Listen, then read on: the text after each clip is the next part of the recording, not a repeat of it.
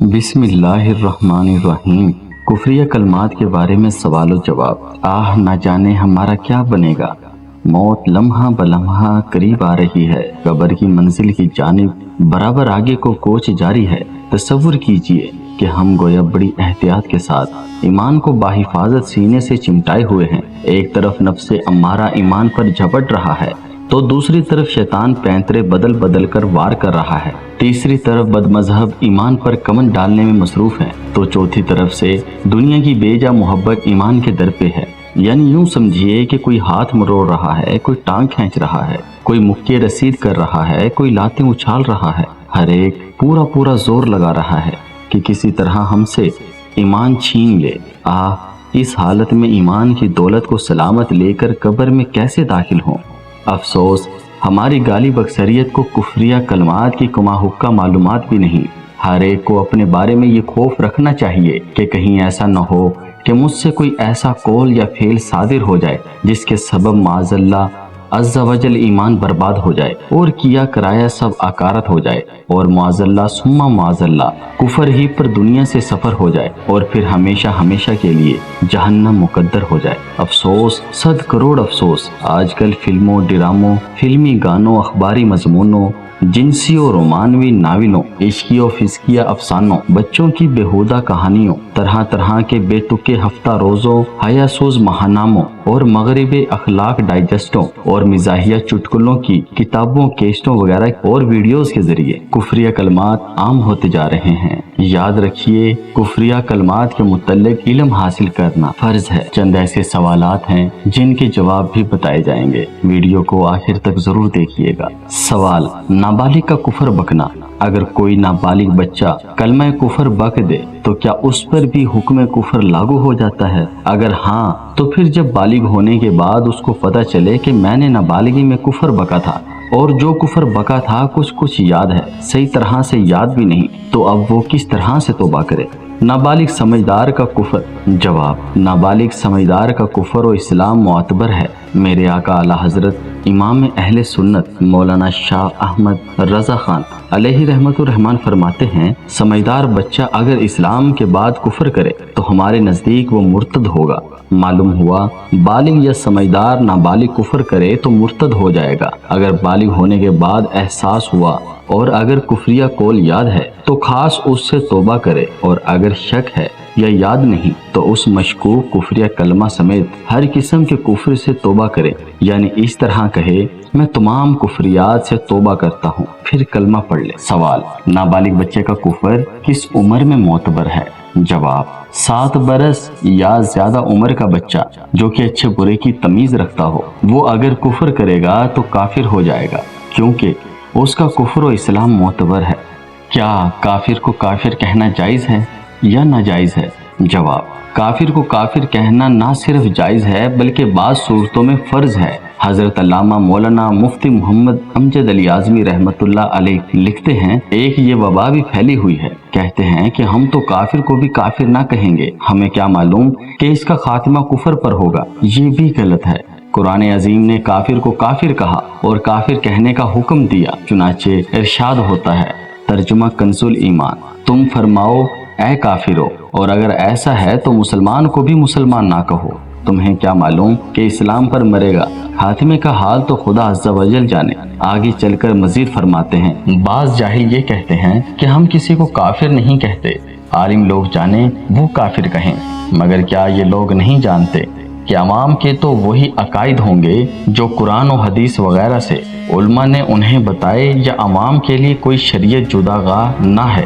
جب ایسا نہیں تو پھر عالم دین کے بتائے پر کیوں نہیں چلتے؟ نیز یہ کہ ضروریات دین کا انکار کوئی ایسا امر نہیں جو علماء ہی جانے۔ عوام جو علماء کی صحبت سے مشرف ہو جاتے ہیں وہ بھی ان سے بے خبر نہیں ہوتے۔ پھر ایسے معاملے میں پہلو تہی اور اعراض یعنی منہ پھیرنے کے کیا معنی؟ صحابہ نے جنگ میں کافر رشتہ داروں کو قتل کیا۔ اس آیت کی تفسیر صحابہ کرام علیہم رضوان کی زندگی ہے۔ چنانچہ حضرت ابو عبیدہ بن جراح رضی اللہ تعالی عنہ نے جنگ احد میں اپنے والد جراح کو قتل کیا۔ حضرت سیدنا ابو بکر صدیق رضی اللہ تعالی عنہ نے اپنے فرزند عبد الرحمن کو جو اس وقت کافر تھے مقابلے کے لیے بلایا کہ عبد الرحمن آؤ آج باپ بیٹے دو دو ہاتھ ہو جائیں، لیکن حضور علیہ الصلوۃ والسلام نے ان کو روک دیا۔ الحمدللہ عز وجل حضرت سیدنا عبد الرحمن رضی اللہ تعالی عنہ بعد میں مسلمان ہو گئے۔ حضرت مصعب بن عمیر رضی اللہ تعالی عنہ نے اپنے بھائی عبداللہ بن عمیر کو قتل کیا جو کافر تھا، اور حضرت عمر رضی اللہ تعالی عنہ نے اپنے ماموں عاص بن ہشام بن مغیرہ کو قتل کیا جو کافر تھا، اور حضرت علی رضی اللہ تعالی عنہ اور حضرت حمزہ رضی اللہ تعالی عنہ نے ربیہ کے لڑکوں عتبہ اور شیبہ کو جنگ بدر میں قتل کیا جو کہ ان کے قرابت رشتہ دار تھے۔ خدا اور رسول پر ایمان لانے والوں کو جسمانی رشتہ داری کا کیا پاس؟ سوال: اپنے بچوں کو بعض لوگ یہی ذہن دیتے ہیں کہ اللہ اوپر ہے، لہٰذا ان بچوں کو جب پیار سے پوچھا جائے اللہ تعالیٰ کہاں ہے تو فوراً آسمان کی طرف انگلی اٹھا دیتے ہیں۔ ایسا سکھانا کیسا ہے؟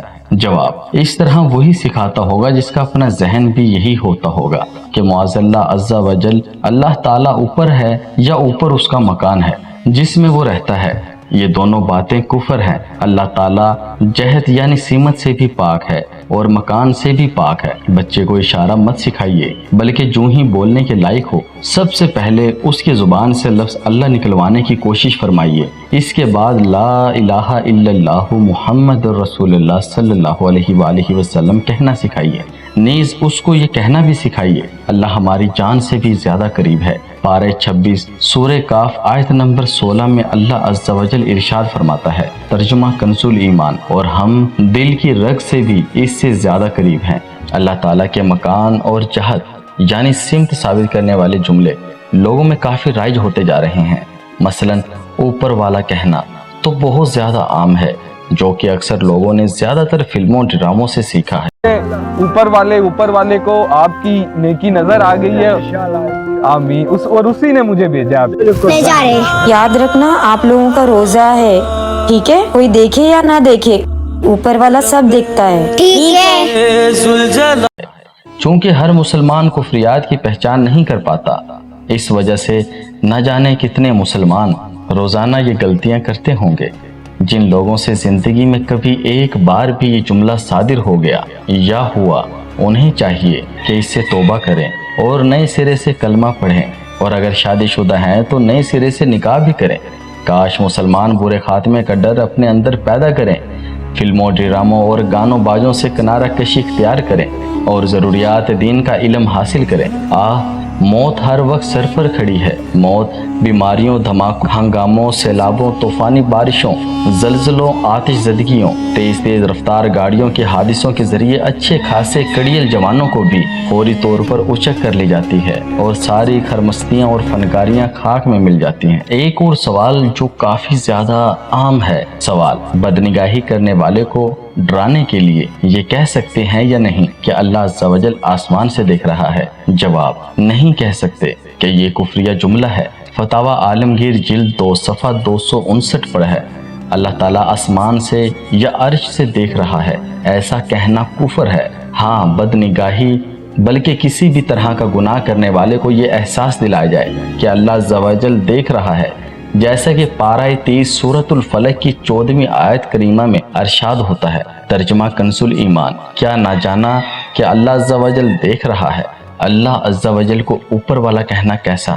سوال: اللہ عز و جل کی ذات کے لیے اوپر والا بولنا کیسا ہے؟ جواب: اللہ تبارک و تعالیٰ کی ذات کے لیے لفظ اوپر والا بولنا کفر ہے کہ اس لفظ سے اس کے لیے جہت یعنی سمت کا ثبوت ہوتا ہے اور اس کی ذات جہت سمت سے پاک ہے، جیسا کہ حضرت علامہ سعد الدین تفتازانی علیہ رحمت اللہ الولی فرماتے ہیں، اللہ تبارک و تعالیٰ مکان میں ہونے سے پاک ہے، اور جب وہ مکان میں ہونے سے پاک ہے تو وہ سمت سے بھی پاک ہے، اس طرح اوپر اور نیچے سے بھی پاک ہے۔ اور حضرت علامہ ابن نجیم مصری رحمت اللہ علیہ نقل فرماتے ہیں، جو اللہ عز و جل کو اوپر یا نیچے قرار دے تو اس پر حکم کفر لگایا جائے گا، لیکن اگر کوئی شخص یہ جملہ بلندی و برتری کے معنی میں استعمال کرے تو قائل پر حکم کفر نہ لگائیں گے، مگر اس قول کو برا ہی کہیں گے اور قائل کو اس سے روکیں گے۔ سوال: آج کل عموماً عوام یہ کہتے سنائی دیتے ہیں کہ اللہ عز و جل اوپر رہتا ہے، اس کا آسمان پر مکان ہے۔ بے شمار لوگ یوں بھی بولتے ہیں کہ اللہ عز و جل ہر جگہ ہے، حالانکہ اسلامی عقیدہ یہ ہے کہ خدائے رحمان عز و جل جگہ و مکان سے پاک ہے، مہربانی کر کے اس کی وضاحت کر دیجئے۔ جواب: بے شک اللہ الرحمن عز و جل جگہ و مکان سے پاک ہے۔ دراصل فلمیں ڈرامے دیکھ دیکھ کر اور بیہودہ غزلیں اور فلمی گانے سن سن کر بہت سے لوگوں کے ذہنوں کے اندر سوال میں مذکورہ کفریہ عقیدہ جم گیا ہے، اور ان لوگوں سے سن سن کر اولاد در اولاد ذہنوں میں معاذ اللہ عز و جل یہ عقیدہ منتقل ہوتا جا رہا ہے۔ علم دین و علماء دین سے دوری کے باعث اللہ الرحمن عز و جل کا جگہ اور مکان سے پاک ہونا بعض اذہان قبول نہیں کر پاتے۔ خدائے حنان و منان جل جلالہ کے جگہ و مکان سے پاک ہونے پر یوں تو بے شمار دلائل ہیں، مگر میں صرف ایک دلیل عرض کرنے کی کوشش کرتا ہوں۔ انشاءاللہ عز و جل قبول حق کا جذبہ رکھنے والا ذہن فوراً قبول کر لے گا۔ یہ بات ذہن نشین فرما لیجئے کہ اللہ کریم عز و جل قدیم ہے، یعنی ہمیشہ ہمیشہ سے ہے۔ وہ تب سے ہے کہ جب، اب، تب، کب، یہاں وہاں، اوپر نیچے، دائیں بائیں وغیرہ کچھ بھی نہ تھا۔ اللہ عز و جل اور اس کی صفات کے علاوہ ہر چیز حادث ہے۔ حادث قدیم کی ضد ہے۔ حادث یعنی وہ کہ جو عدم سے وجود میں آئے۔ اس کو اور آسان لفظوں میں یوں سمجھیے کہ جو پہلے سے نہ تھا مگر بعد میں موجود ہو۔ الحمدللہ عز و جل ہر مسلمان اللہ کریم عز و جل اور اس کی صفات کو قدیم ہی مانتا ہے، اور اس کے علاوہ ہر چیز بعد میں بنائی گئی اس کو بھی تسلیم کرتا ہے۔ تو بس اتنی سی بات سمجھنے کی ضرورت ہے کہ بعد میں بنائی جانے والی چیزوں میں یقیناً زمین و آسمان، عرش و کرسی، اوپر نیچے، دائیں بائیں وغیرہ بھی شامل ہیں۔ اب اگر یہ کہا جائے کہ اللہ عز و جل اوپر ہے یا آسمان پر ہے یا عرش پر ہے یا ہر جگہ ہے، تو پھر آسمان، عرش بلکہ ہر جگہ کو قدیم ماننا لازم آئے گا، یا پھر یہ ذہن بنانا پڑے گا کہ پہلے اللہ عز و جل جگہ و مکان سے پاک تھا، بعد میں جوں جوں وہ عز و جل چیزیں بناتا گیا ان میں رہتا چلا گیا۔ جب اوپر وجود میں آیا تو اوپر آ گیا، جب نیچے کی تخلیق ہوئی تو نیچے اتر آیا، عرش بنایا تو عرش پر پہنچ گیا، اور جب جگہیں پیدا کی تو ہر جگہ تشریف لا کر رہنے لگا۔ ولا حول ولا قوت الا باللہ۔ اللہ کرے دل میں اتر جائے میری بات، آمین۔ امید ہے کہ مسئلہ سمجھ میں آ گیا ہوگا۔ بہرحال شرعی حکم یہی ہے کہ اللہ عز و جل کو اوپر یا آسمان پر رہتا ہے یا ہر جگہ ہے کہنا کفر لزومی ہے۔ یہ عقیدہ رکھنے والا مسلمان اگرچہ علماء متکلمین رحمہم اللہ المبین کے نزدیک اسلام سے خارج نہیں ہوتا، تاہم فقہائے کرام رحمہم اللہ السلام کے نزدیک اس پر حکم کفر ہے، لہٰذا اس پر لازم ہے کہ توبہ، تجدید ایمان اور تجدید نکاح کرے۔ اللہ تعالیٰ عمل کی توفیق عطا فرمائے۔ واللہ تعالیٰ اعلم۔